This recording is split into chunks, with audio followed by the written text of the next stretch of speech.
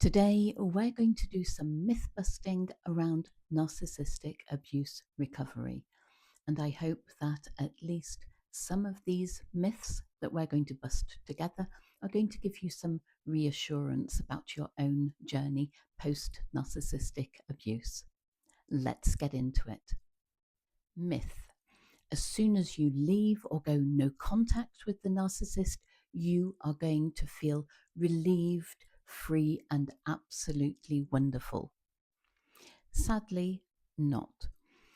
Your body, your mind have been under tremendous stress, probably for a long period of time. And once you get out of that abusive situation, your brain and your body are going to lose that state of hypervigilance.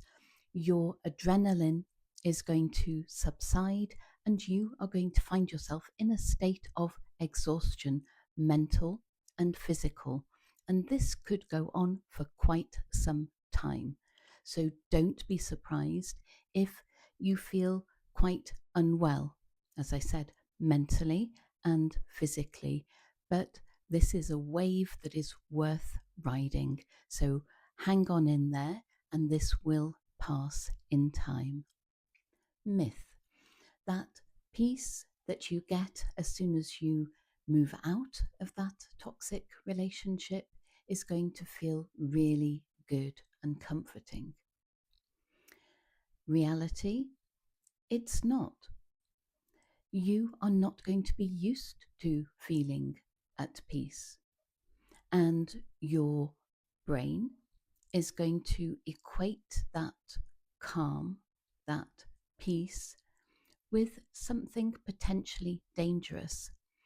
One, because you're not used to it, and two, because there always was a calm that preceded the storm. So you will be waiting for that peace to be shattered. This also will pass with time, and you will start to enjoy the peace, your newfound peace. Little by little, just introduce small activities that you enjoy doing, maybe reading, maybe meditating, whatever brings you peace.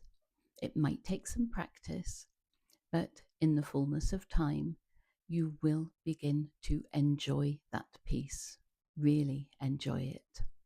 Myth.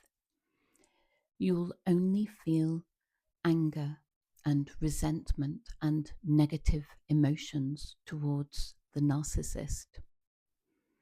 In reality, you are going to be experiencing a very complex form of grief. You'll be grieving the future that you believed was there for both of you. You will be grieving the relationship that you believed it was, and those good times that were actually love bombing phases, but at the time they felt good and you felt good. You will be feeling a great mix of emotions. But remember, feeling emotional, feeling grief, missing them does not mean that you made the wrong decision. As time passes, you will begin to move towards what is the gold standard of healing from narcissistic abuse, and that is feeling indifference towards them. So they are not triggering emotions, high emotions of one kind or another. So keep at it, keep going, stay strong, and gradually you'll get to that indifference phase. More of that in another video. Myth. You have to forgive the narcissist in order to be able to heal. The reality, in my opinion and in my experience, is that you don't have to forgive them. What you have to reach is an acceptance of what happened, an acceptance of the connection between the two of you, how you were drawn together. And it's processing that, accepting that what happened happened. You couldn't have done anything differently. And now you can begin that healing process without some convoluted forgiveness process. It's acceptance and not forgiveness that you need to work on. Myth: you need to have a final conversation in order to have closure. The reality is, if you attempted to have a final conversation that tied up all the loose ends, then you'd be waiting forever. That is never going to happen with a narcissist. You are never going to have a reasonable conversation, a two-way conversation, and one in which they listen to you. They don't care. And that can be really hard to accept, because you are a reasonable person. You think things through, you talk things through, you take responsibility. But there needs to be a two-way process for this conversation to bring closure to you. And since that conversation is an impossibility, you'll be waiting forever.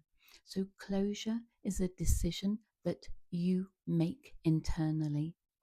And it's a decision and a conversation between you and you. You don't need to write them a letter.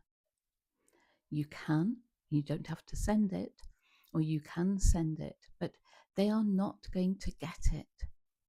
And that in itself can really hurt and really take some getting your head round.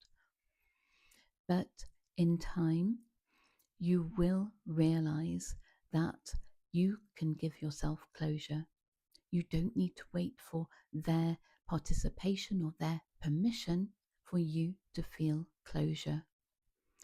Give yourself that permission, and with time, you will feel closure. Which of these myths resonated the most with you? Let me know in the comments. And if you have any other myths that you can bust and share in our community, pop that in the comments also. I'll look forward to seeing you next time. And until then, take really good care of you. Bye for now.